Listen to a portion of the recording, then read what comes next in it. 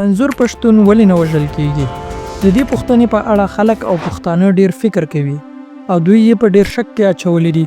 ځکه که موږ او تاسې وګورو، هغه کسان چې د پاکستان پوځ یا ریاست په وړاندې ودرېږي یا ورپسې منفي تبلیغات کوي، په هدفي وژنو کې وژل کیږي.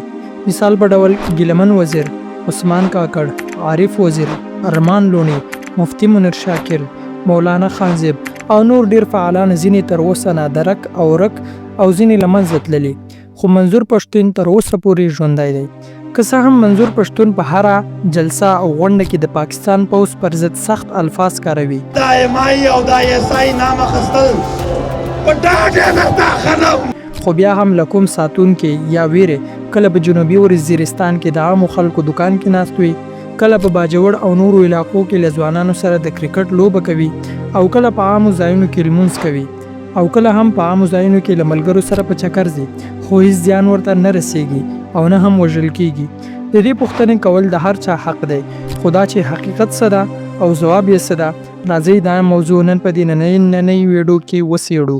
قرآن شریف ته راوړي چې د ټولو پښتنو په مخ قسم ورکوم، یعنې معنا چې موږ مړه کې بیا ته منې دا د امای او دا یسای نام اخیستل په ډاډه درته خلم، په ویاړ یې درته خلم. کله چې په 2014 کال په وزیرستان کې د پاکستانی پوځ د ضرب عذب په نوم عملیات پیل شول، خو د دې عملیاتو یا اپریشن تلفات ډیر زیات ول.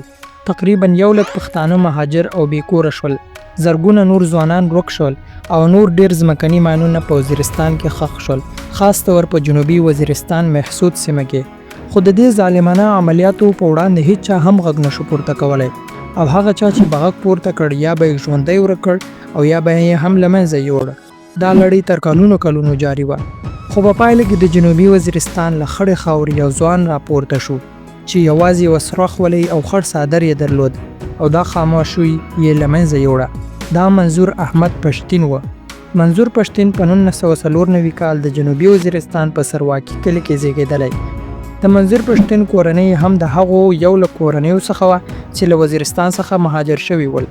که څه هم منظور پښتین تر 2013 کال پورې ډیر ملګري له لاسه ورکړل، ځینې به ژوندي ورک شول او ځینې به ونیول شول، خو بالاخره د 2013 کال د جنوري په 3 نیټه د وزیرستان یو ځوان چې د نقیب الله مسعود نومیده په کراچۍ ښار کې دکانداري کوله، د پولیسو لخوا په ډزو وژل شو. خو له دې وروسته د راو انور په نوم یو افسر اعلان وکړ چې نقیب الله مسعود په ترهګریزو فعالیتونو کې لاس درلود، خو له بده مرغه هر وژل شوی پښتون په دې تورن شوی دی. خو له هغې وروسته چې کله تحقیقات وشول، راو انور نقیب الله مسعود د ترهګر په تورن کړی و. له تحقیقاتو او څېړنو کولو وروسته د راو انور تور دروغ وخته او هیڅ شواهد یې نه درلود. په دې وخت کې د منظور پښتین د تحریک نوم تحفظ ژغورنې غورځنګ و، یعنی محسود تحفظ مومنت. هغه د خپلو پوهنتون ملګرو سره احتجاج وکړ او تقریبا 10 ورځې په اسلام آباد کې د امن او انقلاب لپاره پر لټ ووهه.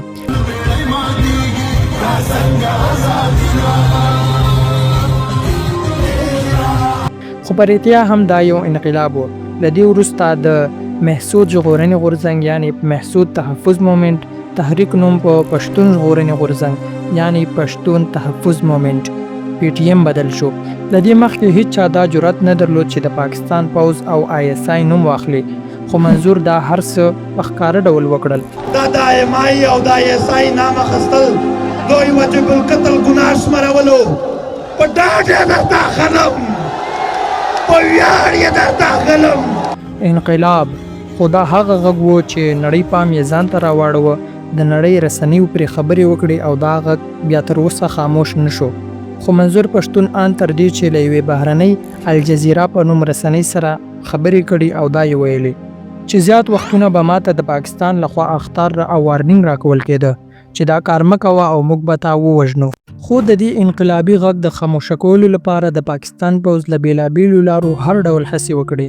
ډزې پرې وکړې، د PTM غړي یې بندیان کړل، ان ډېر ځوانان لکه عارف وزیر، ارمان لونی، ګیلمن وزیر او نور ځوانان یې شهیدان کړل. خو د دې کار نتیجه هیڅ نه وه. د PTM پرمختګ لا نور ډېر زیات شو، ان تر دې چې د بشري حقوقو نړیوال سازمان په پاکستان غږ وکړ چې سولهییز لاریونونه د هر چا حق ده باید په مقابل کې عکس العمل ونه ښودل شي. Mr. President, we would like to turn the Council attention toward the systematic use by Pakistan Army of torture on Pashtun human rights. دا چې د پی ټی ایم د نړیوالو سازمانونو ادارو پورې رسیدلی و نو په منظور څه کېدل او زیان ورته رسیدل د پاکستان پوځ تر پوښتنې لاندې راته. نو د دې غږ د خاموشه کولو لپاره پاکستان حکومت داسې تګلاره غوره کړه چې نه د پاکستان حکومت بدنام شي او نه دا تحریک پرمختګ وکړي. دوی داسې پالیسي جوړه کړه چې خلک یې په دریو برخو ویشل. لومړی هغه پښتانه چې د پاکستان پوځ سره ولاړو او د پی ټی ایم مخالف و. دویم هغه پښتانه چې منظور د تحریک غړي ملاتړ کوونکي او د پاکستان ریاست خلاف و. دریم هغه پښتانه و چې د لوی افغانستان دعوه لرونکي و. لومړی هغه ډله چې د پاکستان پوځ ملاتړي و دوی له منظور پښتون پسې پروپاګانډې شروع کړې او ویل به چې منظور پښتون یو جاسوس ده او د هندوستان په مرسته د پښتون ژغورنې غورځنګ یې شروع کړی. دویم هغه ډله و چې د پښتون ژغورنې غورځنګ یعنی پی ټی ایم ملګري و. د پاکستان پوځ د دوی په منځ کې جاسوسان ور داخل کړل تر څو د دوی ترمنځ نظریاتي اختلاف رامنځته کړي او په بېلابېلو ډلو وویشي. خو وروسته د دې نظریاتي اختلافو له امله پی ټی ایم په مختلفو برخو وویشل شو. دریم هغه ډله و چې د لوی افغانستان غوښتونکي و او د پښتون ژغورنې غورځنګ ملاتړ کوونکي و. دوی ته به د مختلفو او بېلابېلو لارو دا نظریه ور انتقالوله چې منظور پښتون د پاکستان د پوځ غړی او جاسوس ده او دا به هم ورته ویل چې که منظور پښتون د پاکستان جاسوس نه وای نو ولې نه وژل کیږي ځکه د پی ټی ایم ډیر کسان د پاکستان پوځ لخوا وژل شوي دي. خو د پاکستان پوځ دې پالیسۍ ته د منظور پښتون اشاره داسې ده. علي وزیر په جیل کې و په کراچۍ کې، په هغه فایر کې هم زه هم وم، خو په هغه کې دننه زه ګرځم په کراچۍ کې د خلاصون دپاره هلې ځلې کوم، خو ما نه نسي. دا د ریاست پالیسي یعنی یو ځای کې زه په جیل کې یم، په هغه کې علي دی، علي نه نسي ما نسي، نو په هغه وخت کې موږ په علي شکونه وکړو.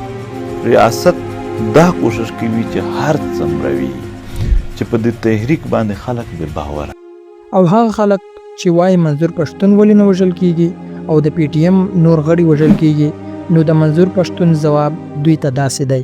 دلته خلک دا هم وایي چې بیا منظور مړوي ولې نه، یعنی معنا چې موږ مړه کې بیا ته منې. خو پاکستان ریاست پالیسۍ دا مطلب ده که منظور پښتون وژل کیږي نو بل منظور پښتون را پیدا کیږي او ګډوډي به رامنځته شي او پاکستان ریاست به تر پوښتنې لاندې راشي. او که منظور پښتون د جاسوس په تور تورن کیږي نو د پی ټی ایم تحریک پرمختګ به کنټرول شي.